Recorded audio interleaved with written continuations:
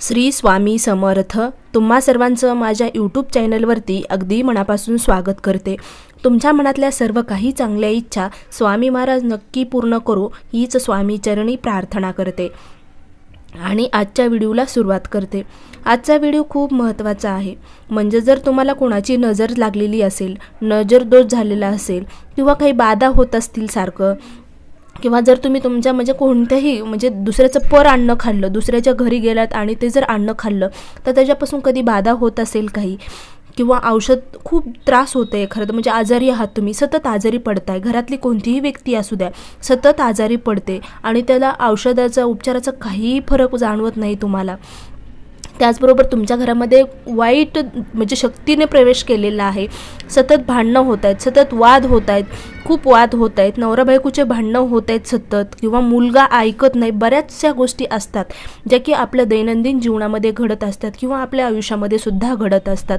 सतत अपयश येणे, जर तुम्ही एखाद्या गोष्टीचा निर्णय घेतला किंवा एखाद्या बिझनेसमध्ये जर तुम्ही सक्सेस होत नसलाल किंवा काही ना काही सतत अडचणी येत असतील, मन सतत बेचैन झाल्यासारखं वाटत असेल, किंवा हा निर्णय चुकतो की काय, की मी हा करू का, ते करू का, असं करू का, आणि करायचं तर कोणतीच गोष्ट नाही, असं जर घडत असेल तुमच्यासोबत, सतत तुमचं मन मागं तुम्हाला घेत असेल, पुढे जाऊच देत नाही, तर अशा वेळेस तुम्हाला दोन वस्तू तुमच्याजवळ ठेवायच्या आहेत, जेणेकरून जी काही वाईट शक्ती आलेली आहे तुमच्या घरामध्ये, किंवा तुम्हाला कोणाची नजर लागत असेल, वाईट प्रवृत्तीने जर तुमच्यावर कोणी नजर करत असेल, नजर बाधा वगैरे करत असेल, तर ते अजिबात तुमच्याजवळ येणार नाही, तुमच्या भोवती एक कवच निर्माण होईल। त्यासाठी ह्या दोन गोष्टी तुम्हाला ठेवायच्या आहेत। तर ह्या गोष्टी तुम्हाला सहज कुठेही कोणत्याही दुकानामध्ये मिळून जातील। तर तुम्हाला कोणत्या गोष्टी आहेत ते बघूया। तर बिब्या तुम्हाला माहीतच असतील, जर तुम्ही गावाकडं बाहेर पाहिलं तर तिथे एक झाड असतं बघा बिब्याचं, तर ते बिब्या जे आहेत त्या बिब्या आपल्याला शनिवारी आपल्या घरी आणायच्या आहेत।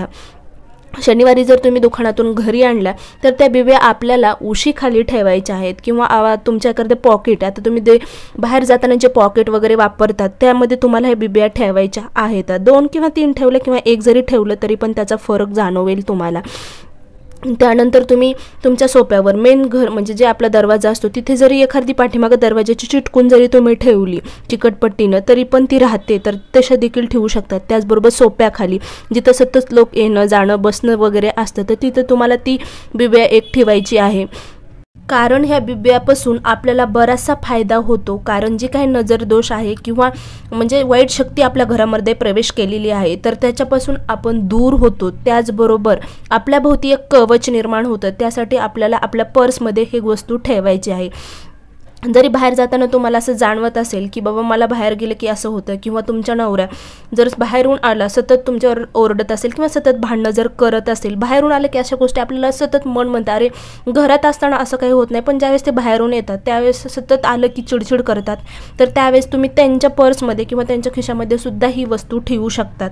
अतिशय प्रभावी आहे। जर काही बाधा होत असेल तर तुम्ही नक्कीच हे वापरू शकता। त्याचबरोबर तुमचा एखादा व्यवसाय असेल, एखादं दुकान असेल तर त्या दुकानामध्ये सुद्धा तुम्ही जिथे की आपण पैसे वगैरे ठेवतो त्या ठिकाणी सुद्धा तुम्ही एक हे बिब्या ठेवू शकतात, जेणेकरून दुसऱ्याची जी काही वाईट प्रवृत्तीने जी वाईट शक्ती आहे कुणासोबत कशी येते हे आपल्याला माहीत नसतं। आता प्रत्येकजण आता दुकान व्यवसाय असेल तर कितीक लोक येऊन जातात, पण कुणाची नजर कशी असते काय असते हे आपल्याला माहिती नसतं, तर त्या वाईट नजरेपासून आपला बचाव करण्यासाठी ही गोष्ट आपल्याला आपल्या दुकानामध्ये सुद्धा तुम्ही ठेवू शकतात, घरामध्ये ठेवू शकतात, पर्समध्ये सुद्धा ठेवू शकतात, सतत आपल्या जवळ ठेवायची।